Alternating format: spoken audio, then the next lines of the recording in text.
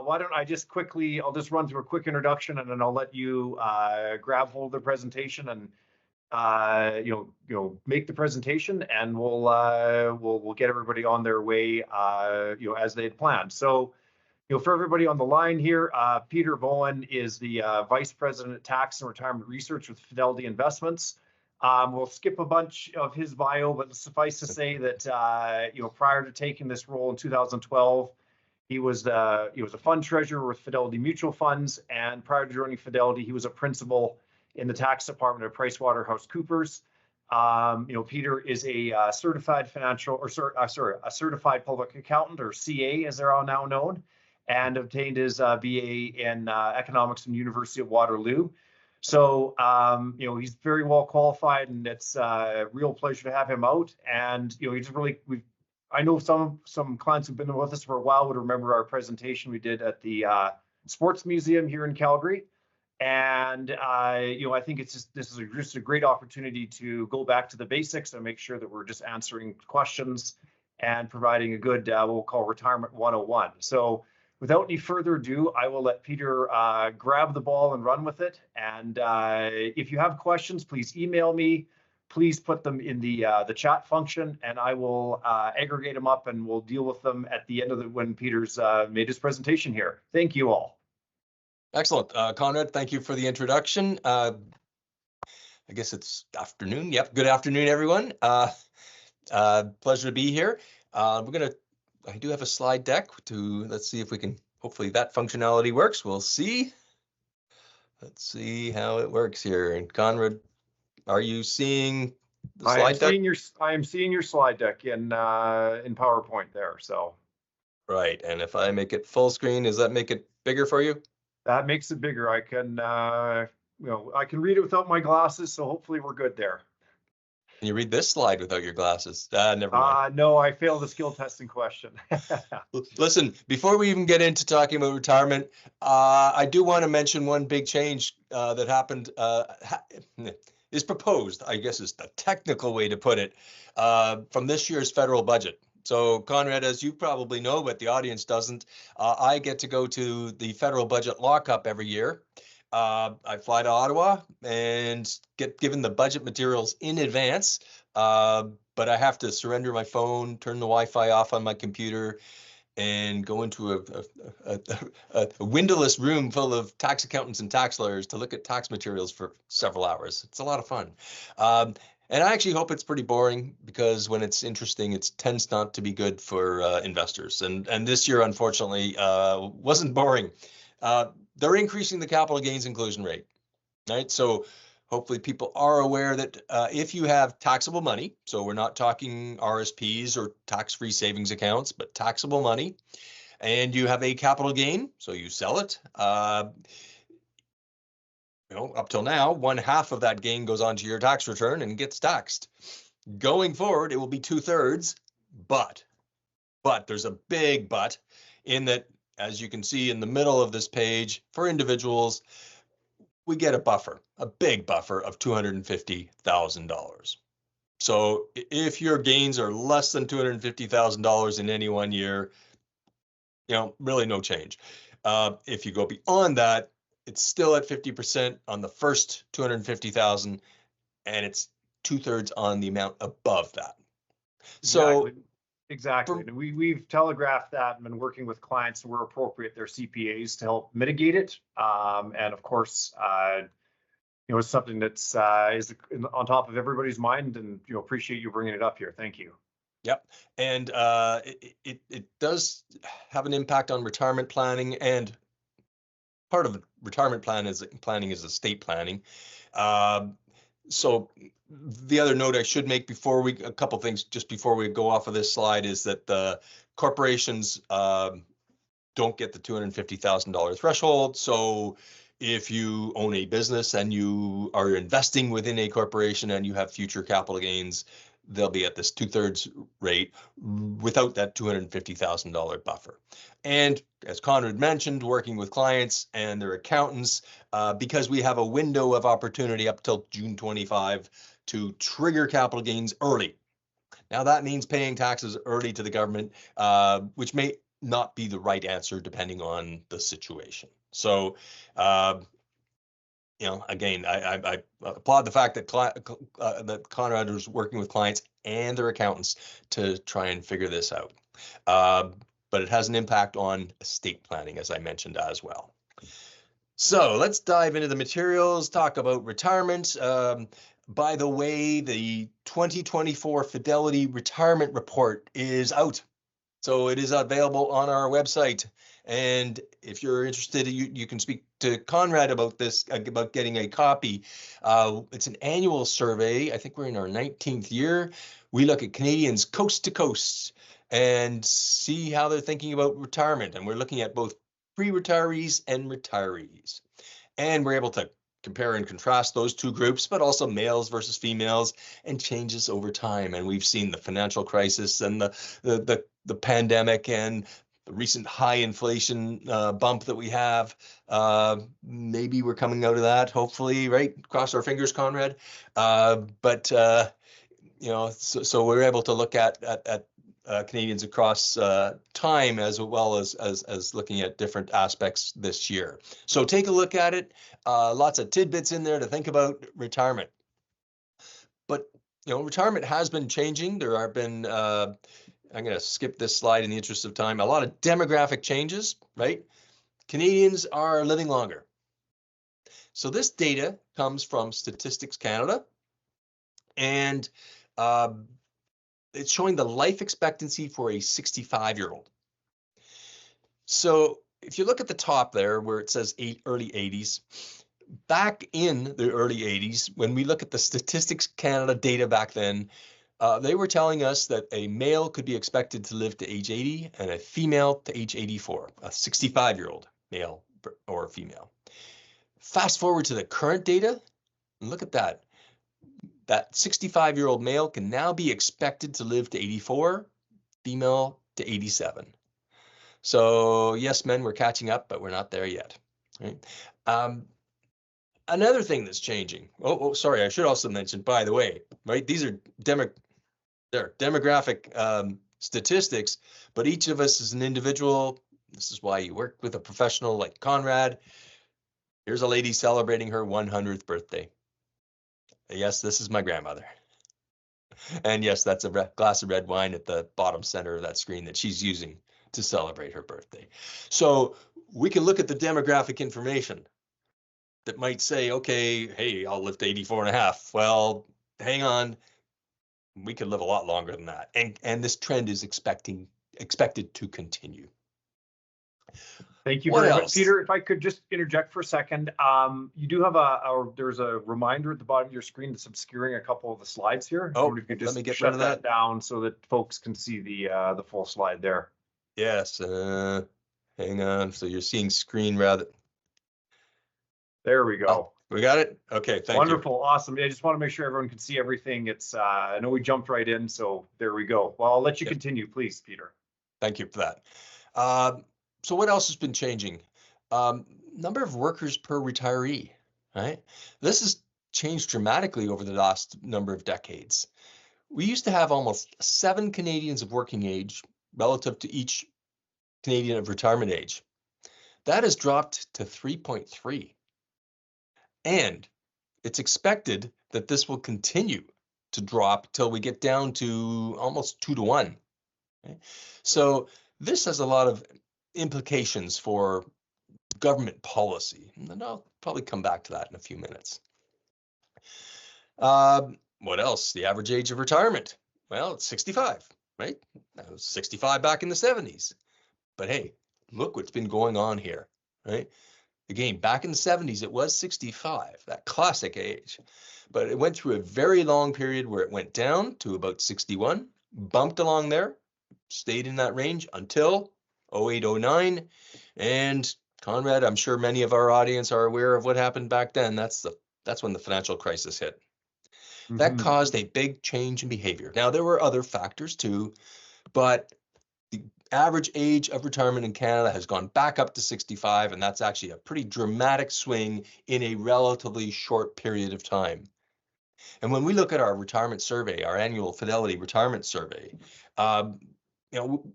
there are lots of indications that this is going to continue, right? People realize, hey, you know what? The markets go bump from time to time. Maybe I should save a little bit more before I retire, so I have to work a little bit longer. And they realize, hey,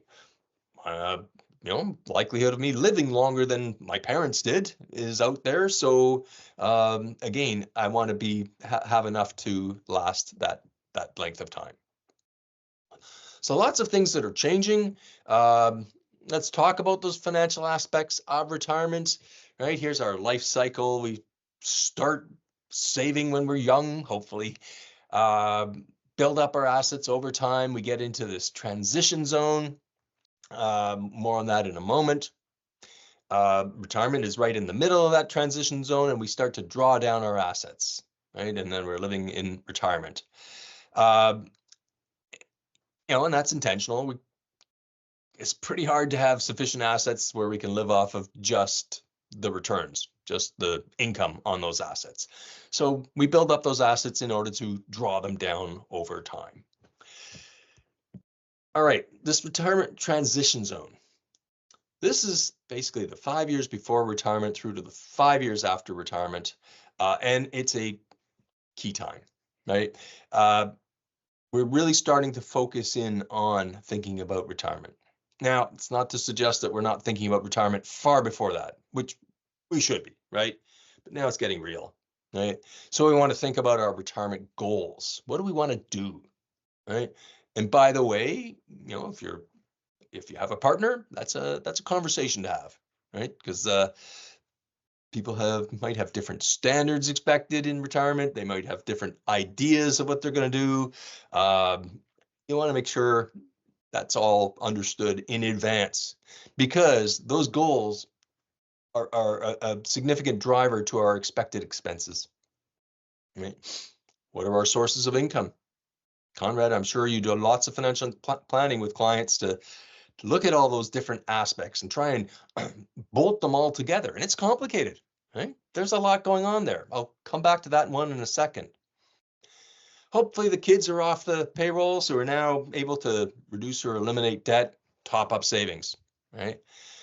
Then we retire. Well, we want to stay to our budget and suggest we actually have a budget. Keep an eye on how much we're withdrawing from our savings. Review your finances annually. Sit down with Conrad, right? Conrad and team, and make sure you understand how things are going. And of course, retirement's about much more than just the finances. So you need to make sure you have a social structure, things to keep you busy, things to keep you occupied and engaged. Right? All right, on to those sources of income. Those who saw me speak a few years back may remember my conversation about this, but it's just so critically important. We stopped getting our we stopped getting our paycheck from our employer. We now have to cobble together our own retirement paycheck. And there are numerous sources, and they have different tax implications.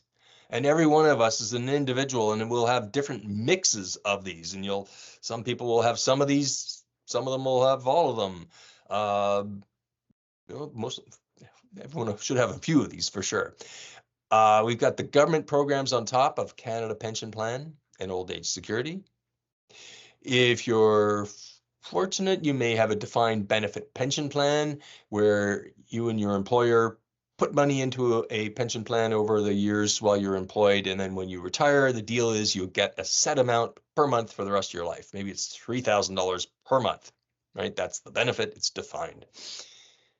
Companies, though, have been moving away from that for multiple reasons, but they've gotten more and more expensive because, of course, we're living longer, right? So companies have been shifting to defined contribution pension plans. There, it's the amount that goes in, the contribution to the pension plan that's defined. Maybe it's $300 a month from you and some matching amount percentage from your employer, right? Or $700 a month, whatever the number might be. That gets invested. The returns matter from your perspective. And whatever that grows to by the time you retire, that plus your other savings, of course, will be what you have to live on in retirement. And the investment returns continue to matter. So it's actually a risk shifting from the employer to the employee. And on top of that, you may have registered retirement savings plans, or which ultimately become registered retirement income funds, and pay out cash to you in retirement. And of course, you could have 2 or even 3 of these all working in conjunction. From a tax perspective, we get a deduction when we make contributions into these, and they are taxed when we take the money out.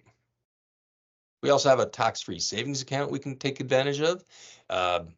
Misnamed, isn't it, Conrad? Should be a tax-free investment account. That's right. Many Canadians use this for retirement savings. And of course, it can hold much more than cash in a savings account. That's actually probably a suboptimal use of it. It can hold, investment funds, mutual funds, pooled funds, stocks, bonds, etc. And it's almost the flip side of the coin of the taxation of those previous 3 accounts, in that we don't get a deduction when we put the money in, but the returns in the account are not taxed, and then it's similarly not taxed when we take the money out. So the earnings on that account are truly tax-free. Once we've fully utilized all of these accounts to the extent that makes sense, then we may have taxable accounts where we will earn interest income and dividends, and those are all fully taxable except for Canadian dividends, which are tax preferred, taxed at somewhat lower rates, and capital gains, right, which taxed at 50%, subject to my earlier comments about the federal budget, which again won't affect most Canadians. Rental income, if you have a second property or investment properties that you rent out. Again, if you have a corporation, you may be getting dividends from that corporation, right? If there's investments in there, again, that's going to be impacted by this year's federal budget. Sometimes people use life insurance strategies. Home equity is a big one, right? There's lots of conversations about housing prices and accessing that home equity. There's different ways to do that. There's what's called a reverse mortgage. If you're going to do one of those, please speak to Conrad. I mean, they are complicated, they are expensive, they are rigid, shall we say. They can have their place, but be very cautious. The last 2 items on this page are bolded, and they're bolded for a reason, right? Speaking of employment income, a plan to work in retirement is not a retirement plan. More and more Canadians are working in retirement. And in fact, there have been numerous studies over the years that show that working in retirement can be very beneficial across a multitude of tests, like, obviously financially, but also emotionally and socially and even physically. You benefit by working in retirement. But those benefits disappear if it's not a choice, if you have to work, right? So you do not want to be in a position where you have to work in a retirement, but it's actually a good thing to be in a position to work in retirement because you want to. And inheritances. Right, yeah, and it's something that we talk about. I think the language, for all the attendees here that you've probably heard us use, is what we're trying to develop a plan to allow you to have a work optional lifestyle. So like you may choose, and looking at some of the attendees here, I know that you are in fact, above 65 and working, but I know we've had discussions, and we know that that's an option. And that's, so in many cases we always want to look at things through the lens of it. So we're trying to help you develop a plan for a work optional lifestyle versus having to be in a traditional retirement. It's it becomes a choice as opposed to an obligation. I think that's a great way to look at it. Yes. We've also got inheritances. Of course, it's bolded, and we got those big question marks because we're living longer, but so are our parents, right? My mom is 86, healthy with it. My grandmother lived to 100. I'm expecting my mom to live, beyond 100. I'm expecting her to spend every penny that she has in retirement savings and leave me nothing, right? So we don't want to be counting on inheritances. And even there, sometimes people get into their retirement ages, maybe one partner's passed away and they marry someone else who's younger, and who knows, things happen, right? So, and they get more involved with a church, for instance, and more money goes to that rather than the kids sometimes. So we don't want to be counting on an inheritance. Let's go back to the top, Canada Pension Plan. It's if we're eligible for the maximum, which surprisingly few Canadians are, but if we are, we get about $16,000 at age 65, but we can start it early or we can start it late, as early as 60, as late as 70. And of course, if we start it earlier, they're going to pay us less per year. And if we start it later, they'll pay us more per year. It's always one of those big challenges is, when do I start CPP, right? If we can simply look at how much will they pay us over time, we've graphed it out here, and the blue line is if we start at age 60, well, you'll see the slope is the lowest, versus the green line, which starts later, but it's steeper, right? It started at age 65, and it will pass that blue line, and that red line will ultimately pass both of them. So if we can wait till age 70, right, we will get more, assuming we lived past age 82. But this is actually a pretty unsophisticated way to look at Canada Pension Plan, because, of course, a dollar today is worth a lot more than a dollar 20 years from now, right? Because we could invest that dollar, right? So to compare apples to apples, let's invest that money. Let's make 3%, which doesn't sound like a lot, but I'm talking about a real return. So once I've stripped out inflation. So if inflation's 3%, I'm really talking about I'm earning 6%. But 3% is that is an illusion because of inflation. It's a 3% return. So I invest that money at 3%. The lines are now curved because, of course, we've got the income, pushes out the break-even ages. But even there, right, waiting till age 70 will give you the most over time if you live a long life. Now, of course, that's an if, right? Everyone's different. But it is a way to manage a couple of the key risks of retirement, right? One is longevity risks, the risk of living a long life, which of course really is risk of outliving our savings, right? Because if we can wait and take those higher amounts from CPP, we've got a guaranteed amount that is much higher than if we started it earlier. And the other risk it helps to manage is inflation, right? Because CPP payments go up each year with inflation. So if we're getting a bigger payment from CPP, more of it is inflation protected. But the reality is most Canadians do not start it that early, but the message is somewhat getting out there, right? If you look at the 2017 blue bars versus the 2023 green, you can see a lot fewer Canadians are taking it at age 60. Now, we're also retiring later, right? A few more are taking it at 65, but if you look out at the 70, it's actually gone up quite a bit too. So somewhat that message is getting out there. Again, everyone's different. Everyone's got to think about it in their own way. That's right. And when we're doing plans, we of course include that analysis, to look at what the most effective route is for some clients. Again, when we look at the scenario, it might be taking it at 65 and others at 70. But for, again, I would say probably for 2/3 of the analysis we've done so far, it would point Peter to wanting to take it at age 70 versus a younger date. So again, that's a personal thing, but I just noticed that in the, as you do 30 plans, you get trends in the data, and that's what we've seen in our practice here. So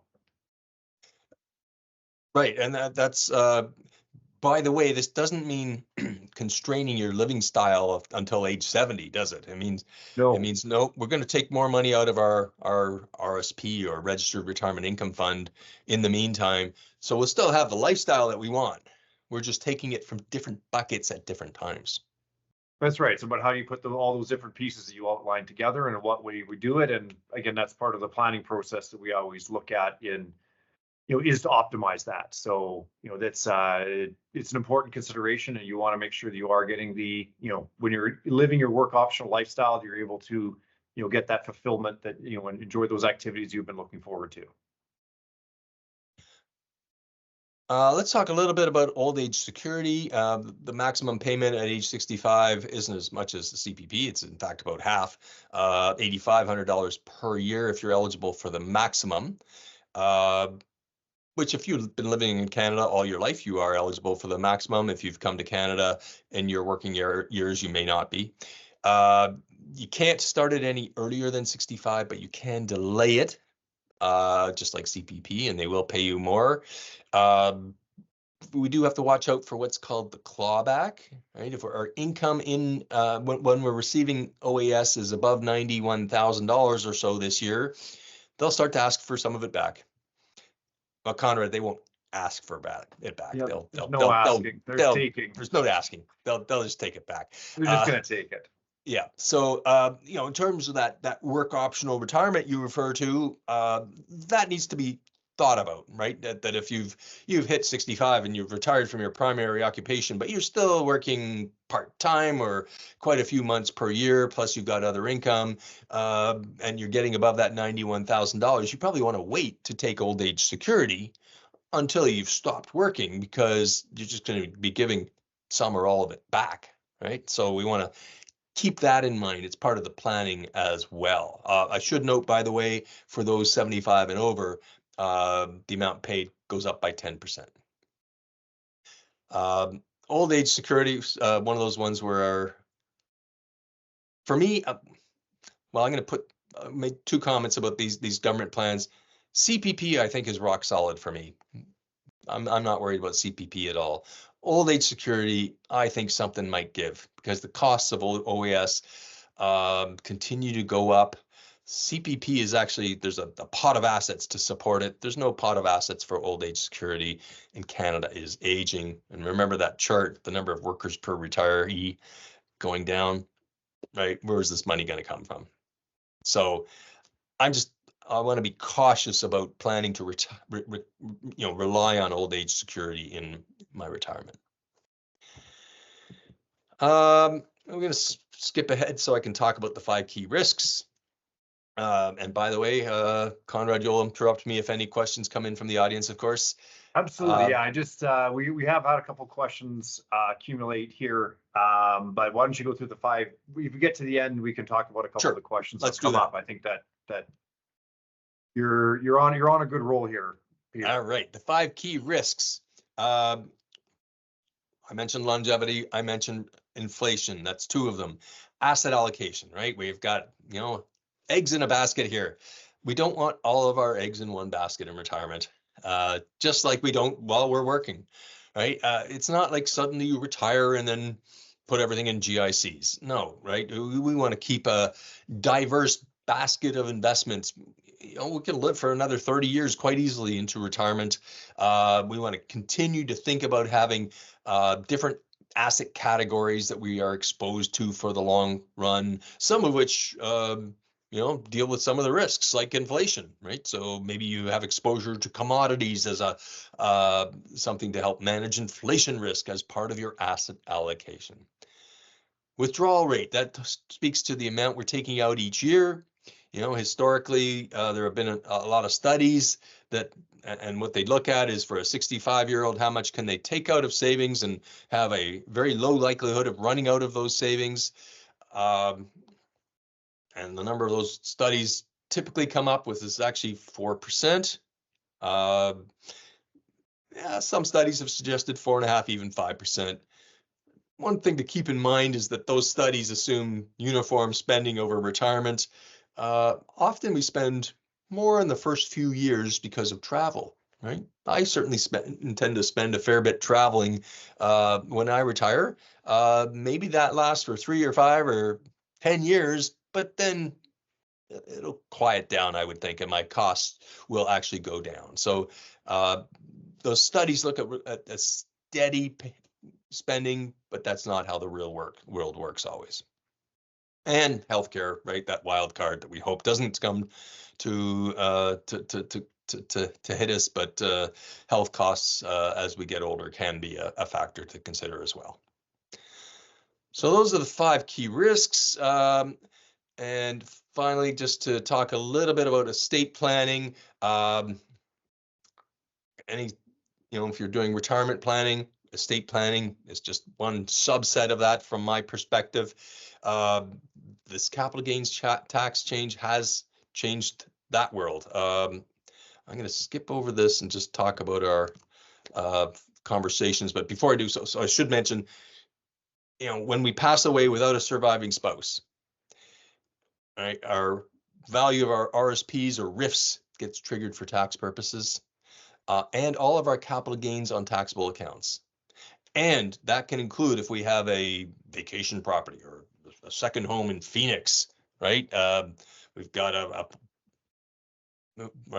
place in Canmore. The gains on those properties also gets captured, and it's not that hard to go above $250,000 in gains, meaning that higher inclusion rate can be a factor when we pass away. So managing those capital gains and also managing the amount that's sitting in RIFs, especially as we get older, can be an important part of estate planning. Of course, we've got on this slide, we've got, do you have a will? Do you have powers of attorney? What about those key documents? Does someone know where to find them? The plan for physical assets, right? We're showing a camp or cabin here. Can be one of the most contentious areas, right? You think you leave it to the kids and they're going to love it and get along with it. And what if they don't, right? What if one of the kids isn't interested in using it very often and another is, or maybe you've got more than two, so it gets even more challenging. Having those conversations, right? That's why we call this slide the tough but necessary conversations. Having those conversations in advance, figuring out what the kids actually really want, can mean that the long-term legacy is much, much better, right? You don't want the legacy to be fighting over an asset like a cabin. And that leads to that final comment there, bubble there on the bottom right. Family governance, are the wishes known, right? And it could be about the cottage. It could be about who's getting what. If you've got a corporation, I know it's an operating company, and long term will continue to operate, which children are going to be involved in that business, which ones should get share ownership, right? Fair doesn't always mean equal, by the way. So having those conversations can be critically important. So Conrad, I think that brings us to the end of the formal presentation. What questions have come in that we can so we got address in the next few minutes? We've had a couple of variations of the same question. So there's a couple of hot button issues out there, I think. And I would just encourage anybody that does have a question, please either email it to me or put it in the chat function in Teams here, and we'll make sure that we that we get to it.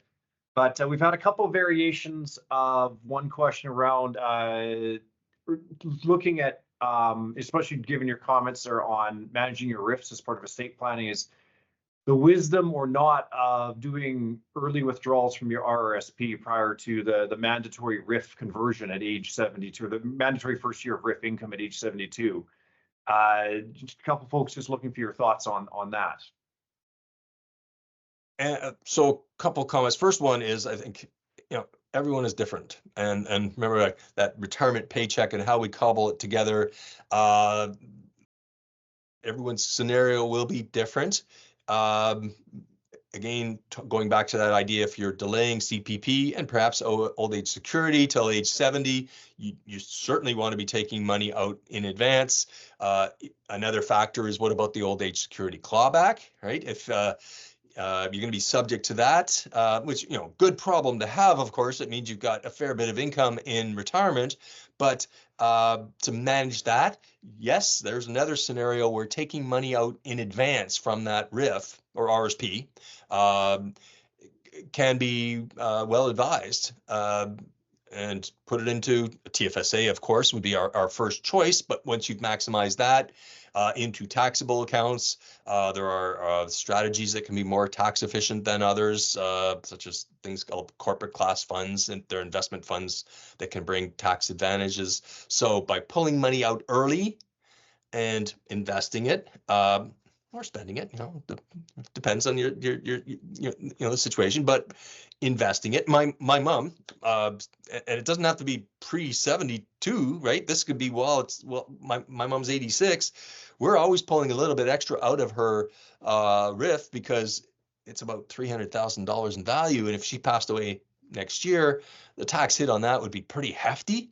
So there's another example, we're pulling money out early, whether that's while you're still in your 60s or 86 like my mom, can make a lot of sense to manage that estate planning element as well. So there are a lot of reasons why that can make a lot of sense. This is, I'm sure, Conrad, part of your financial planning for retirement is looking at tax rates, when you first retire, and then as you start CPP and old age security and later phases of your retirement, and then the estate planning element, right? General rule is that we want to defer taxes wherever we can, but we also want to look at, we don't want to defer taxes now and only have to pay taxes in a few years at a much higher rate. So tax deferrals make a lot of sense. They're often the right strategy, but not always.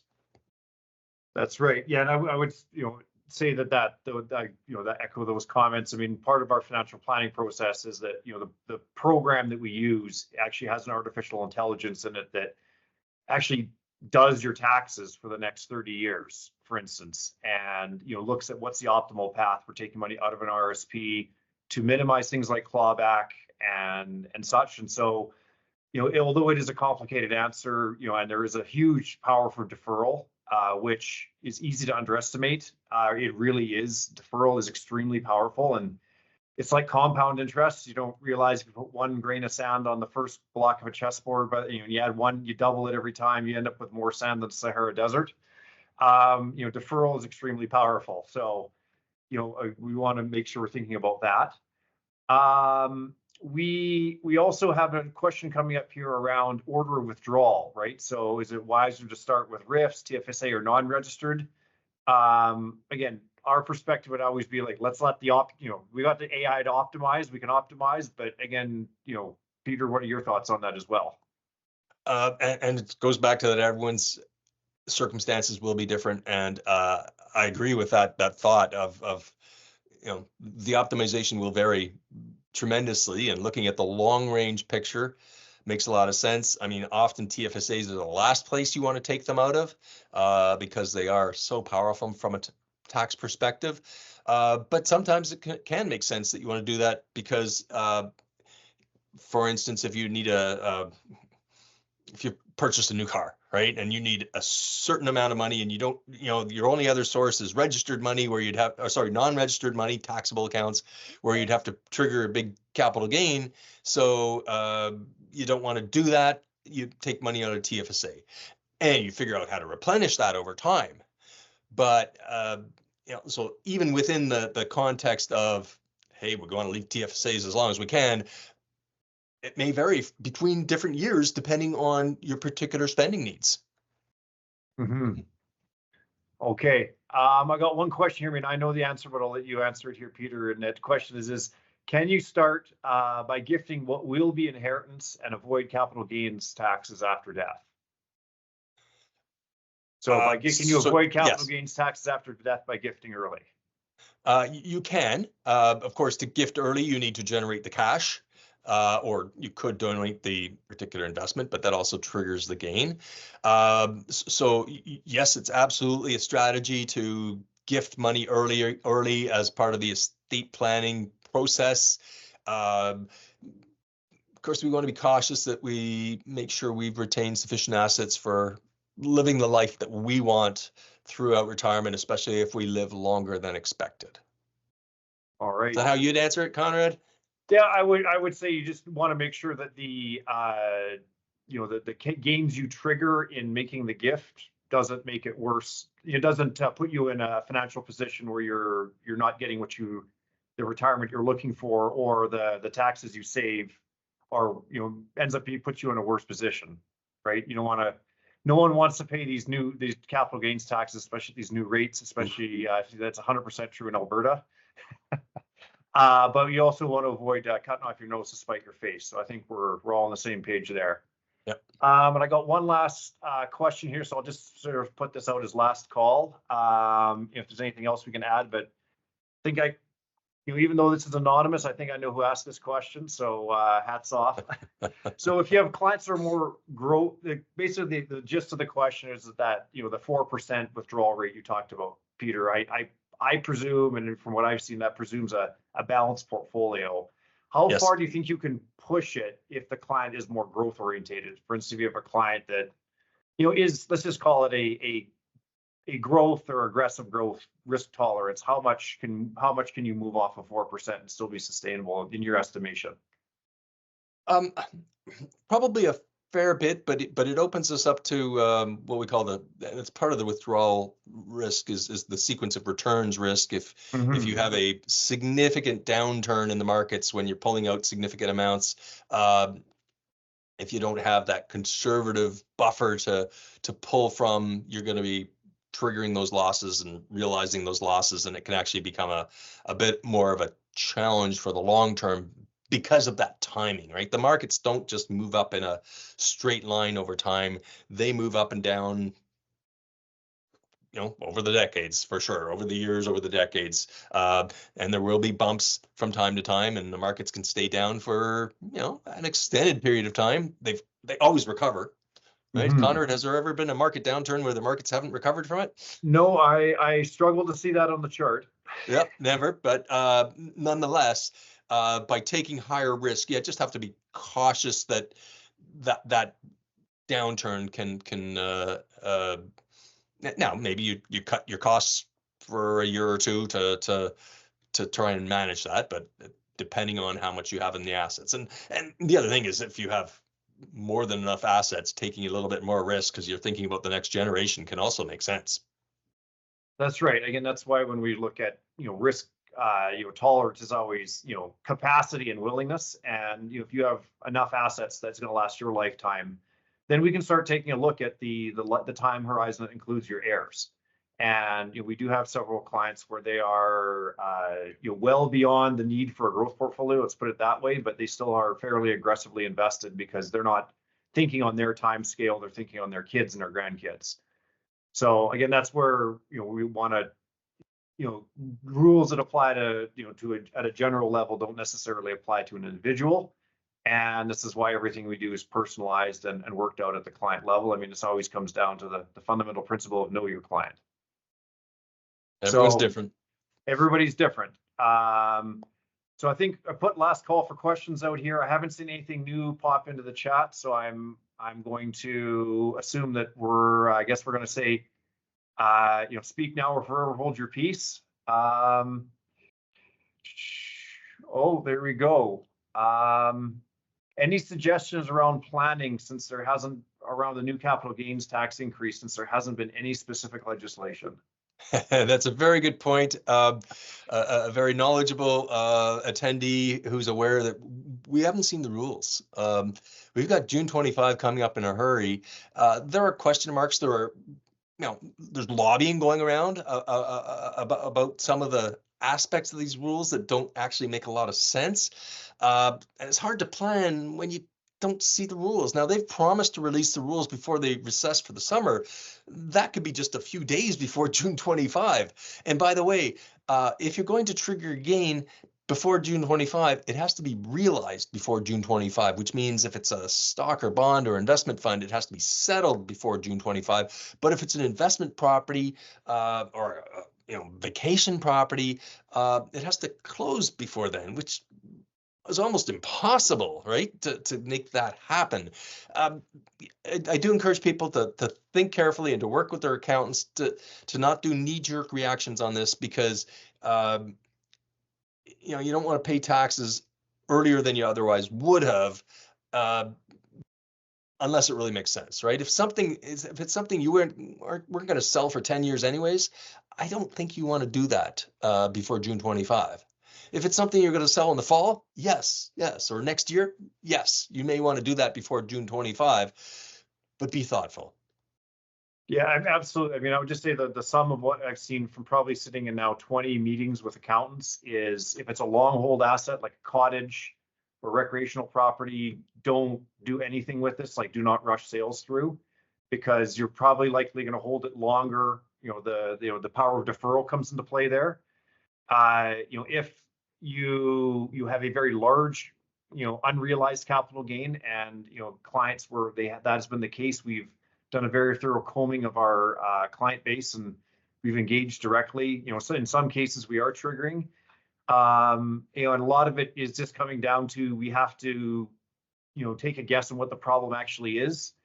And, the part of, again, going back to what Peter was saying, we don't even have the rules.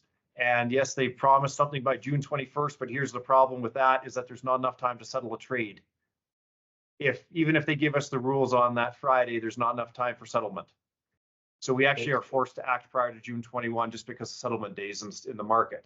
So yeah, although settlement date, it will be T+1 by then, right? It will be T+1. Well, I guess we are by now. Yes. But, anyways, that does leave us, unless they do it first thing in the morning, it really leaves us no time to plan. And so, and Peter, thank you for pointing out that change. But you've also got to assess the rules, not just have them in front of you, right?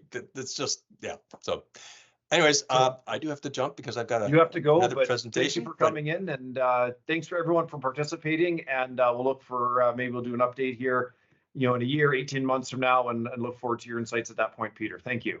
Conrad, thanks for having me on. Thanks for being here. All right. Bye-bye. Bye-bye.